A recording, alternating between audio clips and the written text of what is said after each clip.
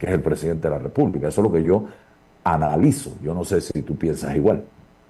Pienso igual, pienso que para el cargo se necesita alguien técnico, alguien conocedor del área, y no como lo reporta el diario La Prensa, que es una figura clave en el círculo cero del presidente de la República, porque Tercero González llegó al gobierno de la mano de su madre, Mercedes González González, quien funge como secretaria de Asuntos Públicos del Ministerio de la Presidencia. Entonces es una designación más política que técnica en un asunto donde el gobierno ha incumplido, pero de una manera bastante desastrosa y evidente. Ya Chitré tiene, tú lo decías ayer, Un año. un año sin agua potable. Y lo último es que le han pedido ayuda a los ingenieros, al cuerpo de ingenieros del ejército de los Estados Unidos.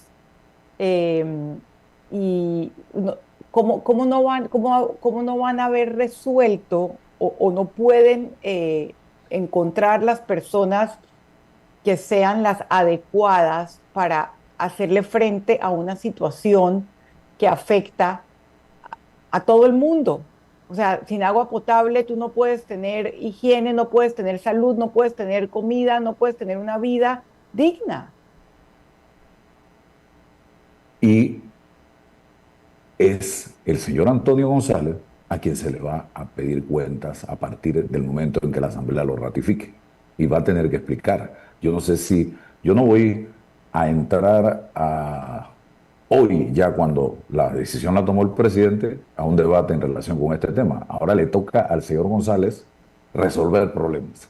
Y vamos a ver si él está preparado o no, porque hay una frase muy conocida y que aplica a varios funcionarios en este y en otros gobiernos. No hay peor acto de corrupción que aceptar un cargo para el que no estás preparado o capacitado. Yo espero que este no sea el caso y que él demuestre que sí tiene la capacidad y la preparación para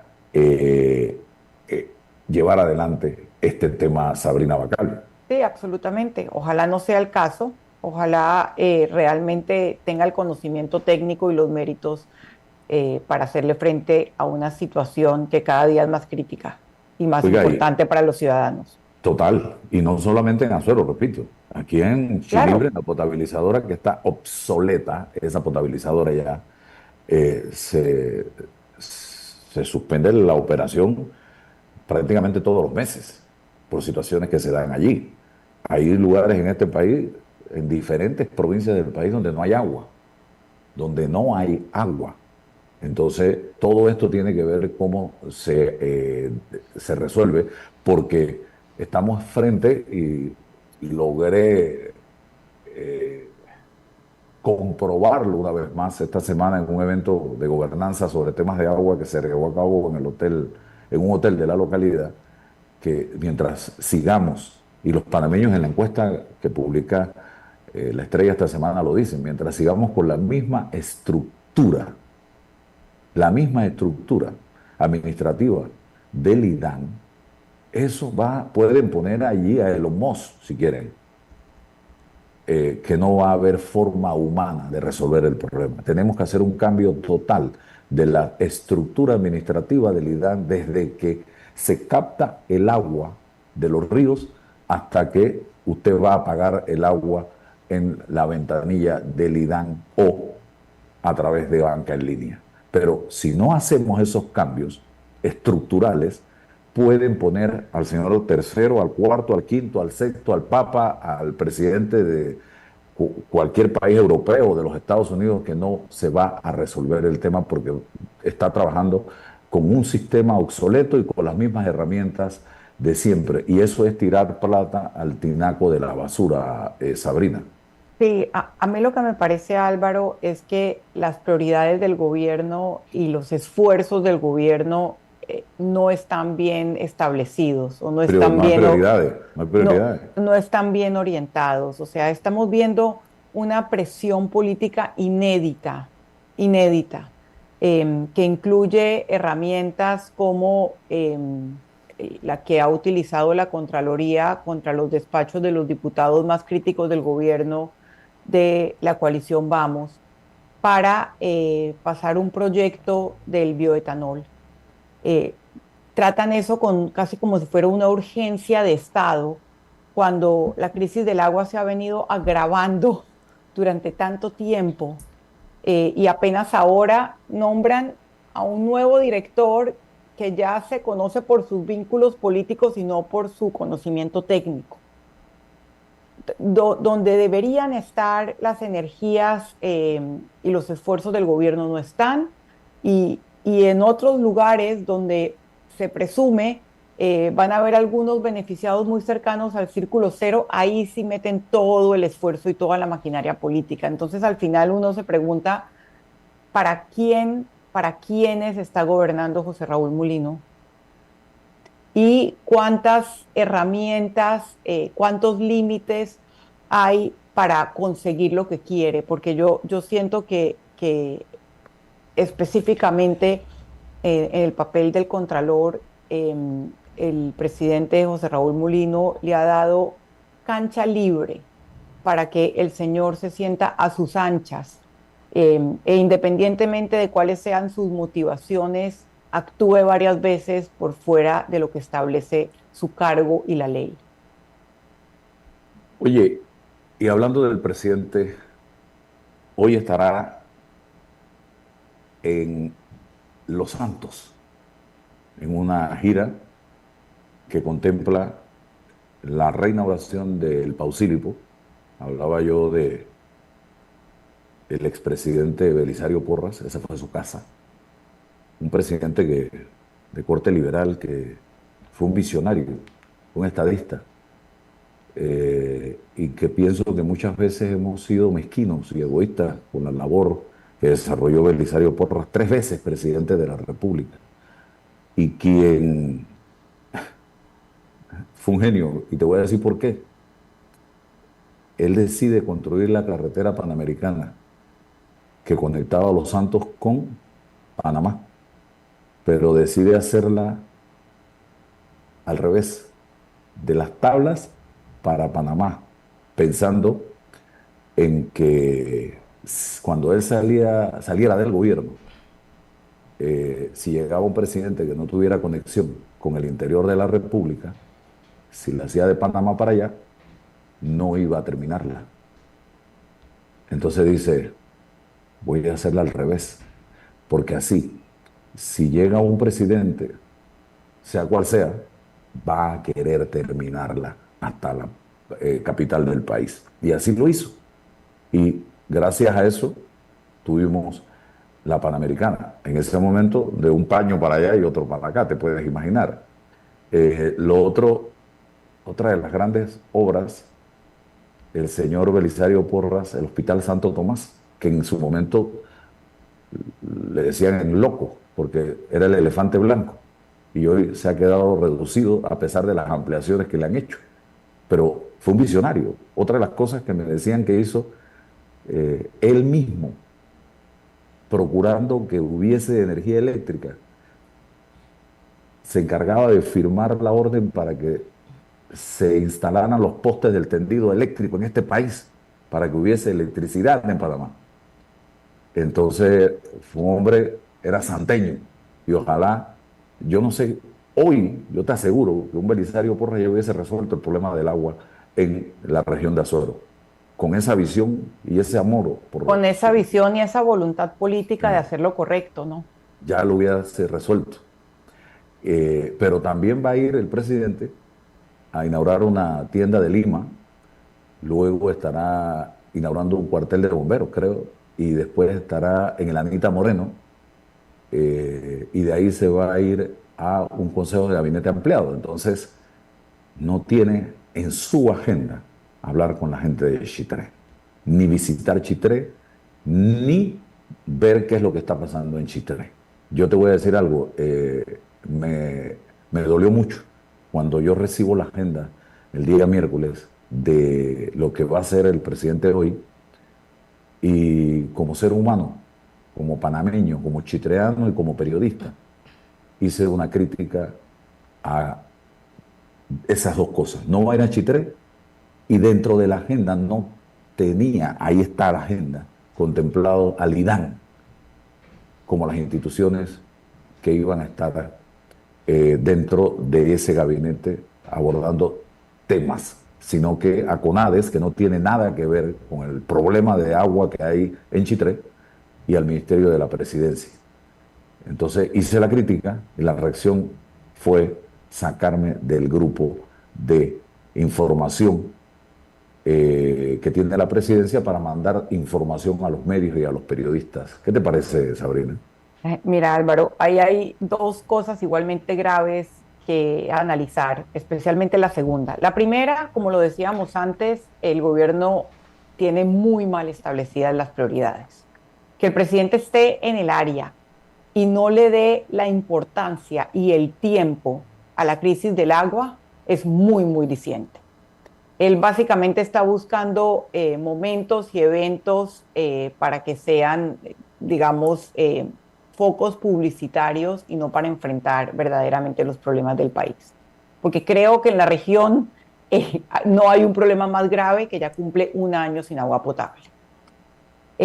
Y lo segundo es gravísimo. Yo vi tu tweet, después vi el grupo y vi que te borraron del grupo.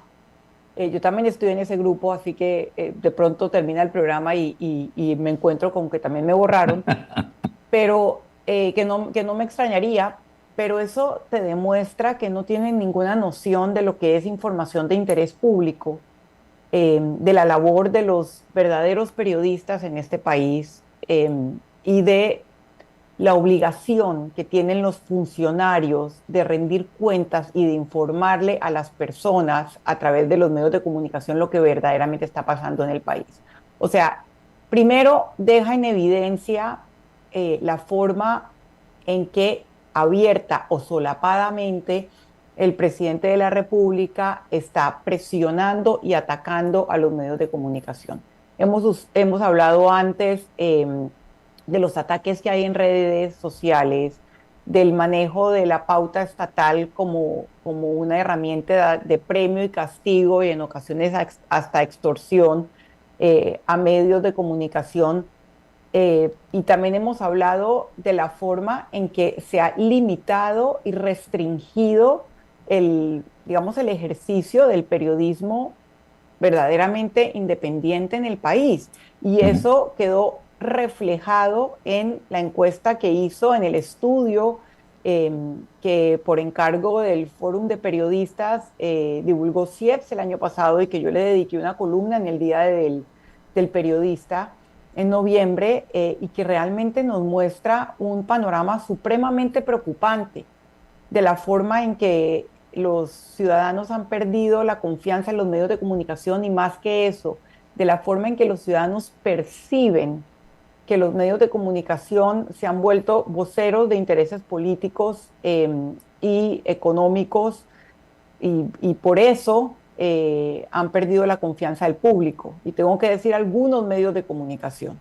Entonces, la verdad que una de los pilares de una democracia sólida es respaldar y resguardar y valorar el papel de la libertad de expresión y de los medios libres e independientes. Y eso va, digamos, en el mismo marco de lo que vemos con la ley del derecho a réplica, que revive, con lo que yo y otros periodistas vivimos, que no se puede ver como un hecho aislado, sobre todo con personas tan cercanas al gobierno y que están ligados de tantas formas como contratistas del Estado y que tienen tantos familiares nombrados en el gobierno, y me refiero a la familia Carretero Napolitano.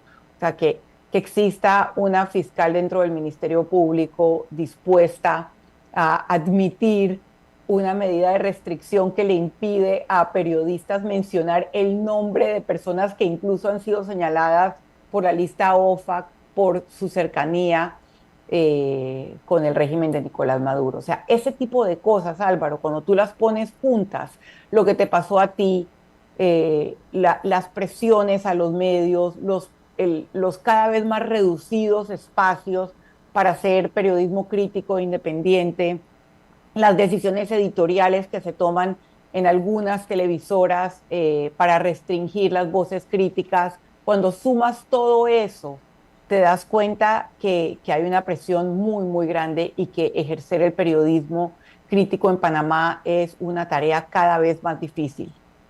¿no? Y te van cercando y cercando, te van cortando un pie, el otro pie, una mano, la otra mano, y con un objetivo y un propósito, y es ver cómo o te suman, te debilitan o te desaparecen. Ese es el propósito, porque hoy día mantener, y eso es algo que la gente tiene que entender, la población panameña, mantener al aire un medio de comunicación independiente es sumamente difícil. La gente lo valora, sí lo valora. Y por ejemplo, aquí este medio está haciendo un esfuerzo sobrehumano para tratar de subsistir, de sobrevivir, pero no es fácil, no ha sido nada fácil. Y la gente debe, de una u otra manera, y la empresa privada también, valorar estos esfuerzos que se hacen, o vamos a quedar simple y sencillamente en manos de una sola cara de la moneda. A la merced de la versión oficial. Exactamente. Y yo tengo que decir que los periódicos, el diario La Prensa, donde yo tengo mi columna Sabrina Sin Censura, No escapa de esto. y también el diario La Estrella, están haciendo un esfuerzo sobrehumano para mantener el ejercicio del periodismo crítico, independiente, objetivo, balanceado, en una época en que se reciben muchísimas presiones. Creo que hay que apoyar y valorar, los ciudadanos tenemos que hacerlo, la labor de los medios de comunicación que aún permanecen haciendo periodismo. Eh, Hablemos un poco, eh, Sabrina, también de el tema del etanol. La Asamblea Nacional de Diputados rechazó los informes de minoría, las críticas, los cuestionamientos, las interrogantes que hay en el país en torno a este tema, y ahora se está por aprobar ya este proyecto en un debate que continúa este 27 contra el tiempo, porque la Asamblea termina sesiones este periodo el 30 de abril. Mira, nosotros hemos hablado en otras ocasiones de este tema, de lo sospechoso que resulta la obligatoriedad. Entiendo que hicieron una modificación dejando abierta o dejando en manos de la Secretaría de Energía esa obligatoriedad. Quiero primero tenerla clara y entendida para antes de opinar. Pero a mí lo que me llama la atención son las presiones eh, abiertas y escondidas que están recibiendo los diputados que han expresado su oposición al proyecto.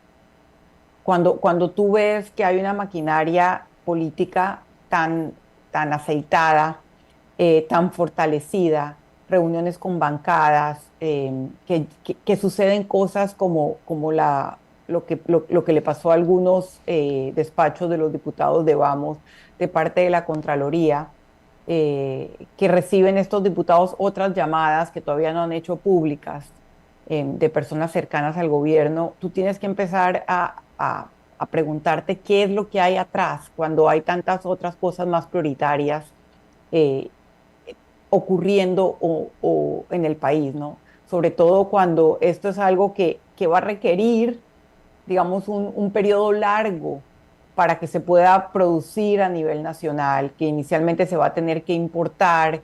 Es un proyecto que tiene muchas áreas de cuestionamiento.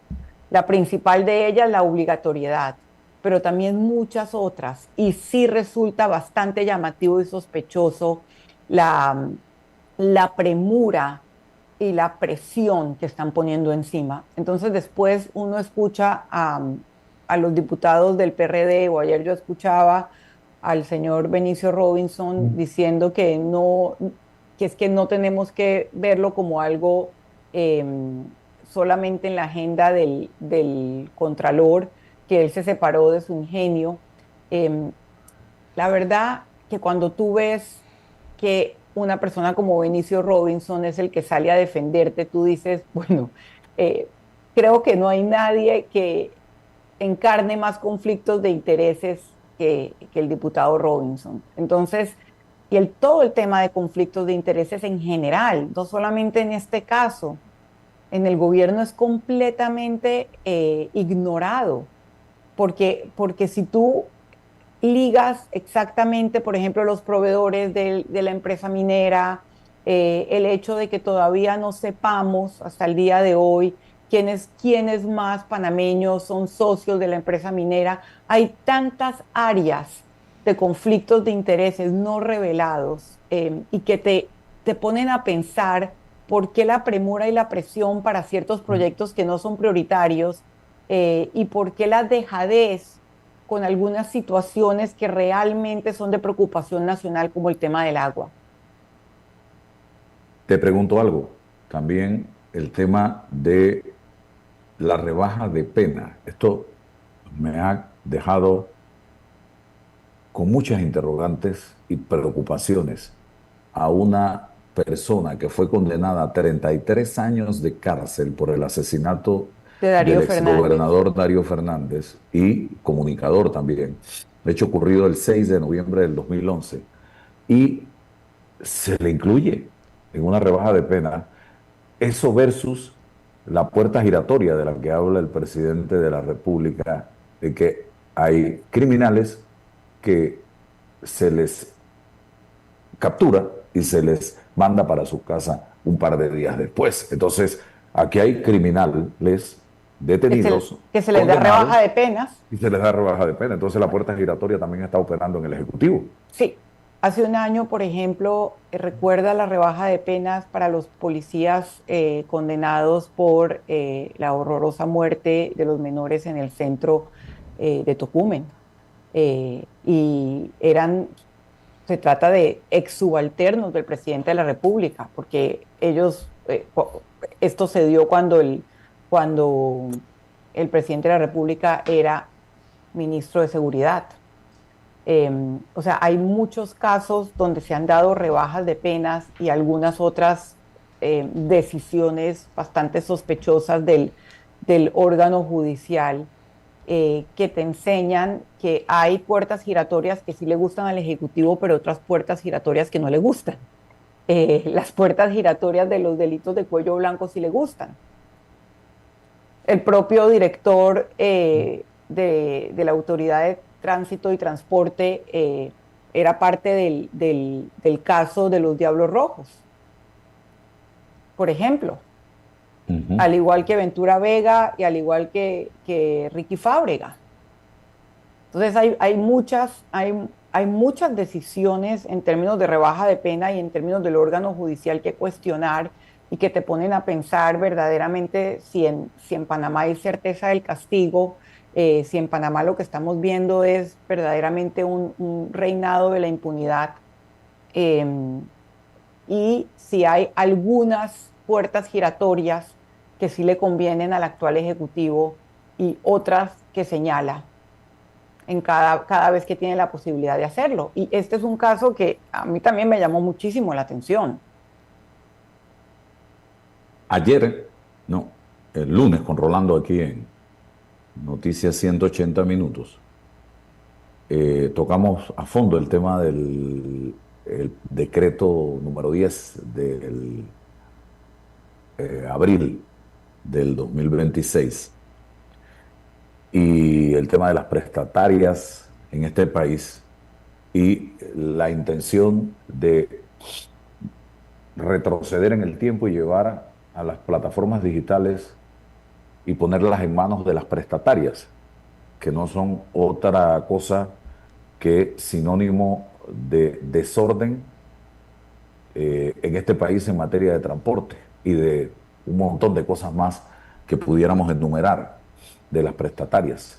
Y entre la discusión, la conversación, nos percatamos que el secretario general de la Autoridad de Tránsito y Transporte Terrestre, de nombre Justo Arsenio Castañeda Guardia, Justo Arsenio Castañeda Guardia, secretario general de la Autoridad de Tránsito y Transporte Terrestre, es subsecretario general de la Junta Directiva de la Cámara Nacional de Transporte 2025-2027. O sea, si esto es así, quiere decir que el señor tiene un conflicto de intereses, Absolutamente. porque tú no puedes formar parte administrativamente de una entidad cuyo propósito es fiscalizar el transporte en este país, poner orden en el transporte en este país y al mismo tiempo ser parte de la organización que aglutina al transporte en Panamá. Y al mismo Como, tiempo ser hermano de la diputada Ana Castañeda, muy ah, cercana al presidente de la República. exactamente. Y Exactamente. él, esta junta directiva, es del 2025 al 2027, lo que significa que ya él estaba en el cargo, en el gobierno, cuando lo eligen como subsecretario general del CANATRA. Es lo que se deja entrever con este documento público al que tuvimos acceso nosotros ayer y que yo no sé si lo pusieron ya en pantalla. Ahí está el documento para que ustedes lo vean. No estoy inventando el nombre de él, Justo Arsenio Castañeda Guardia, subsecretario general de Canatra, y dicho, y por ahí viene el otro, que es donde se señala que el señor es secretario general de la Autoridad de Tránsito y Transporte Terrestre. Ahora aparentemente está de vacaciones, se lo mandaron de vacaciones, a mí me dijeron que se fue de vacaciones, ya uno no sabe aquí si te vas o te fueron, pero ahí hay un evidente conflicto de intereses. No puede ser, señoras y señores, que esto siga sucediendo en este país, Sabrina. Y en términos de si se va o lo fueron, uno se pregunta, después de todo lo que ha salido a la luz y después de que el presidente echara para atrás ese decreto, ¿por qué no hay consecuencias políticas? Por qué la ministra o por qué el director de apellido Brea de la Autoridad de Tránsito? O sea, ¿por qué no ha habido consecuencias? ¿Por qué no renuncian? ¿Por qué no dan explicaciones? Y yo creo que todo lo que está pasando en el país tiene que ver con el hecho de que el presidente haya suspendido ayer su conferencia de prensa. Yo sé que en esa conferencia de prensa muchas veces se restringe lo que se puede preguntar, quiénes pueden preguntar, que cada vez es más limitado, pero es el compromiso del presidente de una vez por semana darle la cara al país. Y en esta semana que han pasado tantas irregularidades y tantas cosas que hay que explicarle al país, no da la cara. Y no hay consecuencias políticas para algo como esto. No entiendo. Y cierro con esta encuesta que fue publicada ayer precisamente y que califica la gestión del Ejecutivo, que está entre muy mala y mala. Estamos hablando de cerca del 80%, 80% de entre mala y muy mala la gestión del Ejecutivo. Adicional, la percepción, o sea, el nivel de confianza del gobierno actual, entre muy baja, baja 44 más 21, estamos hablando de 65, y moderado 28,7. Así que esto es otro elemento importante y hay un enorme pesimismo en la población panameña que supera el 45% en estos precisos momentos. La visión negativa sobre el camino del gobierno está en el 80%. O sea, son números que, a juicio de los analistas políticos, de los estudiosos de las encuestas, son inéditos para un gobierno que no tiene 2 años todavía de estar en el poder, porque siempre hay una especie de luna de miel en el primer año, los primeros 2 años de gobierno.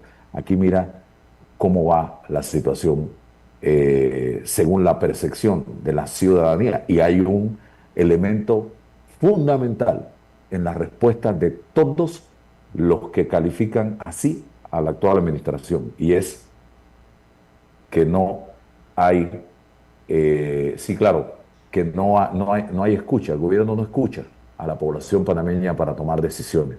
Eso es lo que todo el mundo dice, no nos escuchan y se actúa y se toman decisiones a lo que considera la administración actual. Mira, Sabrina, tu reflexión al respecto, y me sí, gustaría que me hables de tu columna del miércoles también. sí, yo lo escribí en una columna hace un año que se llamaba ¿Para quién gobierna Mulino? Y siento que cada vez es más evidente que el presidente descansa, digamos, su apoyo político en los grupos empresariales, que muchas veces, en no pocas ocasiones, se hacen los de la vista gorda con temas que afectan la calidad de nuestra democracia, la libertad de todos, simplemente porque son temas que en su visión, digamos, pequeña del mundo, es lo que querían. Eh, Tema, por ejemplo, Suntrax. Y nosotros lo hablamos en los meses que eso estaba ocurriendo, desde el punto de vista del debate democrático, de la independencia de los poderes públicos, la forma en que se ha dado tiene muchísimas áreas de cuestionamiento, independientemente de lo que uno piense del Suntrax.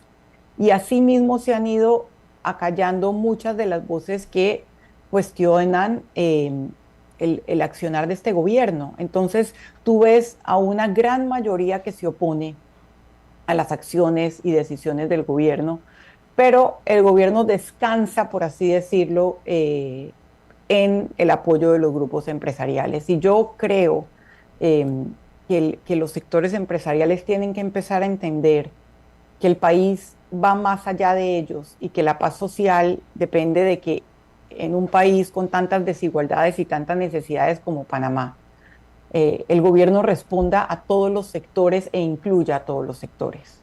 Y no, digamos, califique de izquierdistas radicales a cualquier persona que señala lo que está mal. Y eso es una de las cosas que más me preocupa, porque con estos números de desaprobación, el presidente sigue actuando como actúa, sigue poniendo las prioridades donde las prioridades del país no está, adelantando agendas que uno no sabe a quién responde, eh, mientras va creciendo este nivel de frustración en la ciudadanía.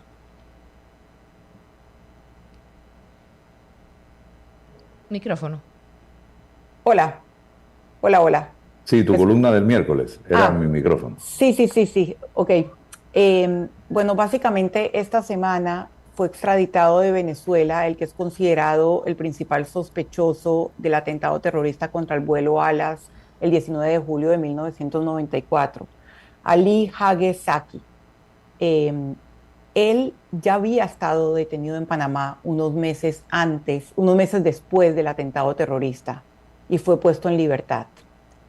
Y asimismo, en este caso, que debe ser un tema de la deuda de la justicia panameña con panameños, que fueron las víctimas, la gran mayoría de las víctimas del estallido de una bomba en el vuelo a las Chiricanas 901 en 1994.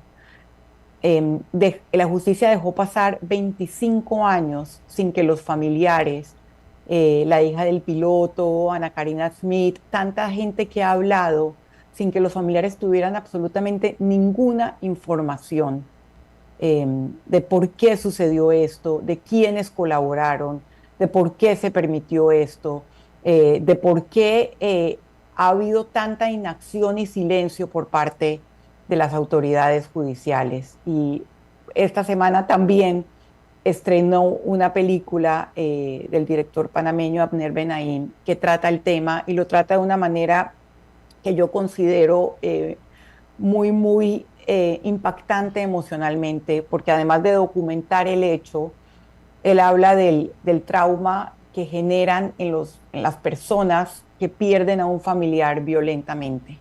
Y eso aplica tanto a este caso como a muchos otros casos. Cuando pierdes a un familiar violentamente y sientes que del lado de las autoridades hay silencio, hay indiferencia, eh, hay incluso, digamos, movimientos para tapar a algo o proteger a alguien, se genera un dolor que no se puede cerrar hasta que se conozca toda la verdad. Entonces, me pareció oportuno, digamos, la coincidencia de estos dos eventos, recordar eh, el peor atentado terrorista en la historia reciente de Panamá, que sigue sin un cierre judicial y que sigue sin haber sentado en el banquillo de los acusados a todos los responsables, identificado a todos los responsables. Muy bien, esperemos que la justicia haga su trabajo y que después no venga alguien dentro de unos años y si lo condenan, una rebajita de pena, porque ese es el problema que tenemos aquí en Panamá. Por eso es que la justicia siempre queda cuestionada y no funciona, porque la política también se mete en muchos de estos temas. Si tienes un en contacto, si tienes esto, si tienes aquello, un padrino, pasan estas cosas. Así que bueno, gracias Sabrina. Nos A ti Álvaro, como todos los viernes. El próximo viernes, si Dios quiere. El próximo viernes no, porque es 1 de mayo, así que no es hay 1 de mayo, exactamente. Sería después. Gracias. Ok, hasta luego. Hasta luego. Bien.